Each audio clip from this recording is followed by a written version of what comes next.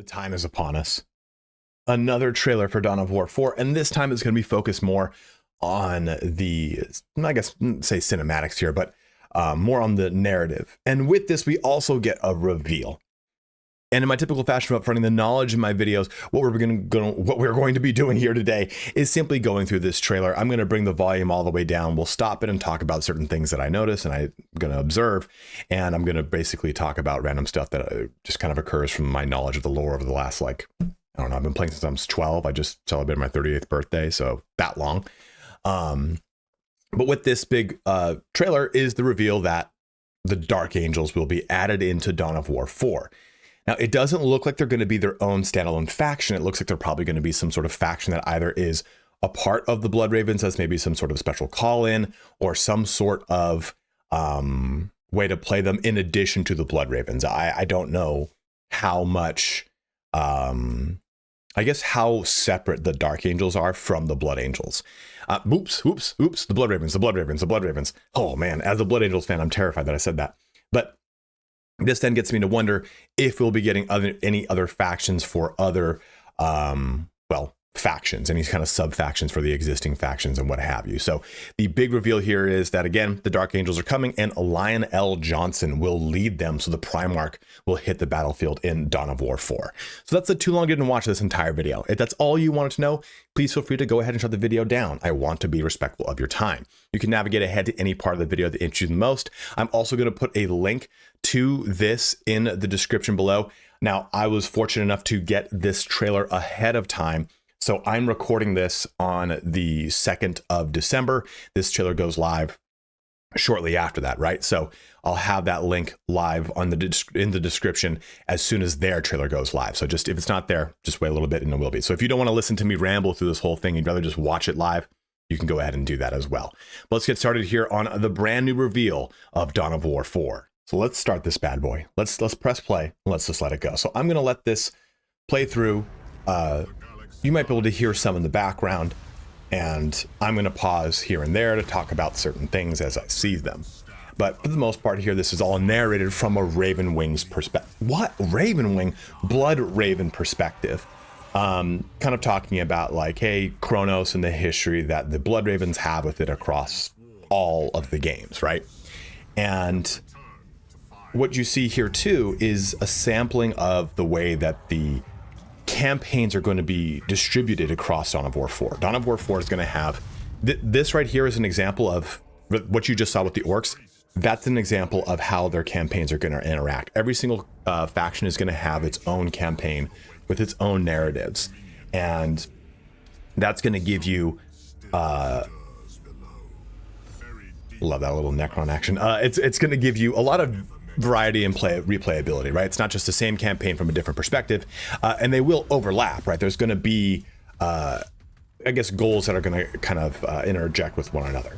And this gives us some good sight here onto some Necron play. We haven't seen a whole ton of it because Necron and Mechanicus at the time that I played and showed off some of their content was not that, not civilized, but not that complete. So I'm going to actually turn this up to this portion right here. Bring it back.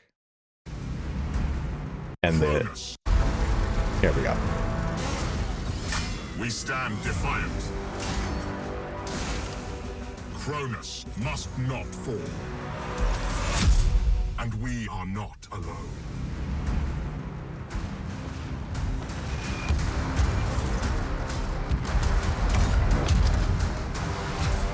Oh, you're never alone when the Dark Angels are here. And with it, we're going to get some Death Wings. And with that, we also get some Raven Wings. And it's just absolutely spicy. I had no idea that we'd be getting this level of, I guess, other chapters coming into this. And again, it makes me wonder, with the Blood Ravens, will we get any more chapters? I swear to God, if Ultramarines make an appearance here, I'll just not be happy. But will we start to see other things for the Necrons, for AdMech? Will we see different variations of Legionnaires? I'm sorry, of the Titans? Will we see more stuff here with orcs, stuff like that? And with this, you know, if you're new to the lore for Warhammer 40,000, Dark Angels are very unique. They're considered the first legion. And in fact, if you know the deeper lore of like the Horus Heresy and the Thunder Warriors, the Dark Angels were the ones that actually killed the Thunder Warriors, kind of, killed. They brought them to extinction, more or less. And you have the Deathwing right here, which is an old, I guess I'd say, holdover name. The First Legion is interesting, is again, since it is the First Legion that was created by the Emperor, it was probably the one that was spent the most time with the Emperor, and it followed a lot of the Old Earth or pre-Great Crusade strictures, I guess I'll say, just a word to throw out there. And from it was organized in a very similar fashion to what was called the Principia Bellicosa. If you want to think of it, if you're a member, I'm sorry, not a member, but if you're a veteran of the Long War, then you know what the Codex Astartes is and how pretty much all Space Marines apply themselves to the Codex Astartes. And the Principia Bellicosa is kind of like a precursor to that, if you want to think of it in that way, very loosely. But when Lionel Johnson takes control of the First Legion and renames them the Dark Angels, he reorganizes everything into the Hexagrammaton. And the Hexagrammaton is basically the 6 wings, or it was kind of a pre-organization for them called like the 6 wings of the Angels of Death or something like that. And the almost said Death Guard here, the Deathwing were the veterans. They were all in cataphracti, Terminator armor. They were the big hosses. And then the Raven Wings, as we'll come right here, were just pretty much as we see. That's a sick pick. Is pretty much how we see them represented here. They were using bikes. They were using anti-grav technology. So it's going to be interesting to see if we see any more of the Raven Wings in this. And this is a time too when you have the legions, not the chapters. The Legionis Astartes is broken up into chapters, which is interesting enough. You know, you've got a legion, which is comprised of multiple chapters, and within the chapters, you've got companies, and that falls down further and further. Now, our organization of Space Marines is you have a single chapter, which then has multiple companies within it, 10 companies usually. So that organization is different back then, but this is kind of a holdover from the pre Horus Heresy that the Dark Angels still apply to themselves. There's a little bit of lore knowledge there for you. So we get some Raven Wing action. We get some Paladin action here coming out. And this gives us some sight into some different units that are coming from the Dark Angels. Now, this, as you can see some tactical squad stuff right here. You see, again, those same Deathwing. You see a Paladin. You see the Executioners over on the flanks. I don't see any kind of grav technology outside from that. We saw the quick Raven Wing, and that was it. Then we get a little, move my cursor so that goes away. We get some more action into some Necrons. We see finally some Librarian play, quote unquote play, I say. Some AdMech action. Only one thing is certain. And then we see something else. We see something beautiful. We see the shield of Lionel Johnson himself. Oh man. When I was watching this trailer, I was like, okay, yeah, oh, cool, Dark Angels, that's sick. I didn't think I would be looking upon the very shield of the Lion himself. So we're going to see a Primarch in this, which is pretty exciting to see. So what does this mean? Do we get the Lion as a campaign feature? Is this something that is coming only in multiplayer, only in campaign? What is it? It's its own full playable faction. So there will probably be a press release that comes out with this trailer that gives us more information. But this, I've got my own little version of the press release that gives me kind of some scant information, but it says it is a fully playable faction. So you'll be able to play Space Marines and then choose a faction within that, either Dark Angels or Blood Ravens. And then with that too, I don't know if there's more attached to this. You know, we've seen how there is a conversation about what the Librarians will be like and how Psychers will be a portion of the Space Marine roster, but we've yet to really see how that looks. And maybe that was a hold back to wait until we got the Dark Angels revealed to then give us an information of how Interrogator Chaplains might play into this and how any of the Librarians for the Dark Angels might play into this. Like, will Ezekiel be a playable character? Anything like that. So this will all be very interesting. And it'll also be interesting too to see if we'll be able to interplay with any of the fallen in the story for Lionel Johnson and why he's maybe on Kronos. Maybe there's a member of the Ravenwing, and Ravenwing, there goes again, Blood Ravens, and he's a member of the Fallen, and there's a weird intersection between that, and oh no, there's a weird headcanon going on there. But really excited to see this, I would say, an evolution for Dawn of War, to see a step away from kind of the usual suspects into a very fun chapter. It's always been, if you remember playing Dawn of War 1, I remember getting to that beta and was so excited way back. It was on like File Planet or something, dude. The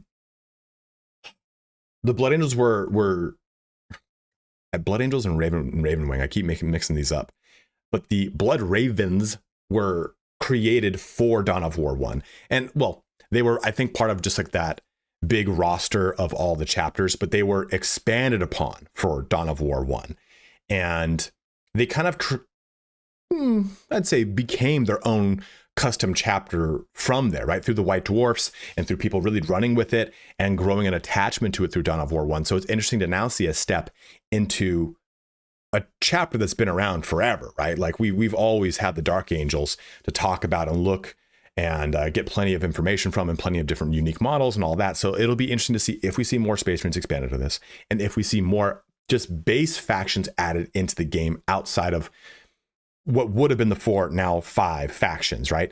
Will we get chaos added in its own style of expansion to the story and what have you? I think, it goes without saying, you can't think of Dawn of War without thinking of DLCs. And every time we get a DLC, we get like 2 factions or 1 faction added in with some sort of campaign attached to it. So I think that's kind of needless to say, but it's worth kind of, kicking around, because what will that next one be? Will it be chaos? I think chaos makes the most sense to add in here, because it's just going to be such an outlier compared to the rest of it. And will we then get, with that, another Demon Primarch added in? If we're getting a Big Daddy Primarch, it'd be cool to see like an Angron coming in here, or even there's always been a fun theory that's been kicked around between people about how the Blood Ravens are actually a loyalist portion of the Thousand Sons. There's no actual lore behind that cements that fact, but it's been a real fun one. Oh, they're really obsessed with artifacts, just like the Thousand Sons are, and they have a lot of librarians. Maybe this is a holdover loyalist sect that had their brains wiped, and there's all their gene seeds and blah blah blah blah blah. Like, that would be a cool thing to play with, right? To kind of bring that Thousand Sons conversation back in with the Blood Ravens and make it some sort of official Dawn of War canon. But we'll have to see how that expands. So go ahead and let me know in the comment section below. Are you excited to see Big Daddy Lion here in Dawn of War 4? Or are you more excited to see some of the other factions that we've played with in Dawn of War before and just aren't here, like the Dark Eldar? What are you excited for about this? Or is this exactly what you wanted? I'm really curious to see too. I'd like to see more of like the unit types. They've talked about a lot of the hero type units, but maybe now that we have all the factions on the table, we can start to see all of those heroes and what those heroes can do and whatnot. Like I said, we've only really seen 3 or 4 of them, and I've only played with like 1 or 2 of them. So I really want to see what librarians can do and what psyker abilities can really be brought to the fore in this game. So that's one of the things that I'm really curious about on how they're going to play. From what I've already played with the heroes, I like that they're not the super saturated, let me slam the rest of your army hero that we had in Dawn of War 3.